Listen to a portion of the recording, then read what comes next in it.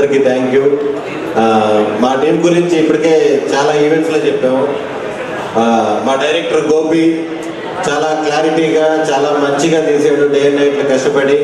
అలాగే గోపితో పాటు డైరెక్షన్ డిపార్ట్మెంట్, ఈ cinema TVS production, B N Reddy గారు. ఈ సినిమా బాగా రావడానికి కారణం ఏంటంటే సినిమాలో ఎవరికి ప్రెజర్ లేదు. బిఎన్ రెడ్డి గారు కంప్లీట్ ఫ్రీడమ్ ఇచ్చేసారు అందరికీ, డైరెక్టర్కి, టీంకి, అందరికీ. అలాగే వివేక్ సాగర్ గారికి ఇప్పుడే చెప్తా ఉన్నాను, సినిమా చూశారు సార్, అదిరిపోయింది. మీరు ఏదైతే ఇంటర్వల్ బ్యాంక్ ఇచ్చిన బీజేపీ ఉందో నెక్స్ట్ లెవెల్లో కూర్చోబెట్టేసిన సినిమాని అసలుకి చాలా చాలా బాగుంది సార్. సినిమా నిన్నే చూసుకున్నామండి, అవుట్ అండ్ అవుట్ ఎంటర్టైన్మెంట్ కంటెంట్లోనే ఉంటుంది. లాస్ట్లో సుహాస్, నరేష్ గారు ఫాదర్ అండ్ సన్ ఎమోషన్తో 100% మీరు దానికి కనెక్ట్ అయ్యి ఒక మంచి సినిమా చూసి బయటికి వెళ్ళిన ఫీలింగ్తోనే బయటికి వెళ్తారు. Thank you. మా టీం అందరూ కష్టపడ్డ వాళ్ళందరికీ థ్యాంక్ యూ.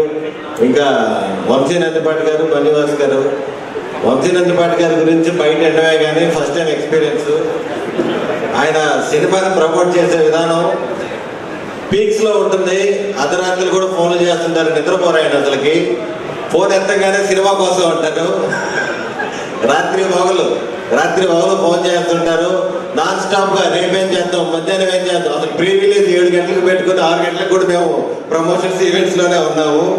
నిజంగా సార్, మీరు ప్రమోట్ చేసే విధానం, సినిమా మీద ఇంత ప్యాషన్, ఇంత పిచ్చి ఎవరికి ఉండదు సార్. అదే పాజిటివ్ ఏదో. నెక్స్ట్ లెవెల్లో ఈ సినిమా ఇంత బాగా కనపడుతుందంటే one and only person Vamsi Nandipati గారు. ఎంత ఈ రోజుల్లో సినిమా ఎంత బాగా తీసినా సరే జనాల్లోకి తీసుకెళ్ళడం అనేది చాలా పెద్ద మ్యాటరు. ఈ సినిమాలో పనిచేసిన ఆర్టిస్టులందరికీ, నరేష్ గారు, హర్షవర్ధన్ గారు, వెల్లకిషోర్ గారు, మీరు నాకు రావడానికి కారణం నా ఫ్రెండ్ సుహాస్. ఇంత మంచి సినిమాలో నేను పార్ట్ అయినందుకు చాలా చాలా హ్యాపీగా ఫీల్ అవుతున్నాను. Thank you. రాఖీలో ఈ యాక్టింగ్ కూడా నాకు చాలా ఇష్టం.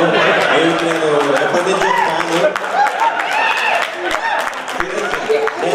యాక్చువల్గా నేను మామూలుగా 4th క్లాస్లో ఎప్పుడో చూసాను రాఖీ. నాకు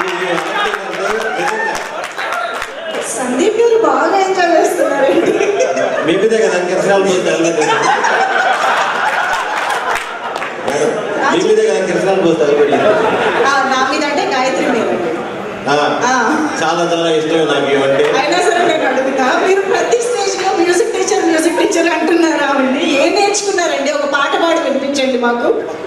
మరి మ్యూజిక్ టీచర్ అంటున్నారు కదా. నిన్నే పాడాం ఆవాస హోటల్లో వంశీ నందిపాటి గారి ముందు.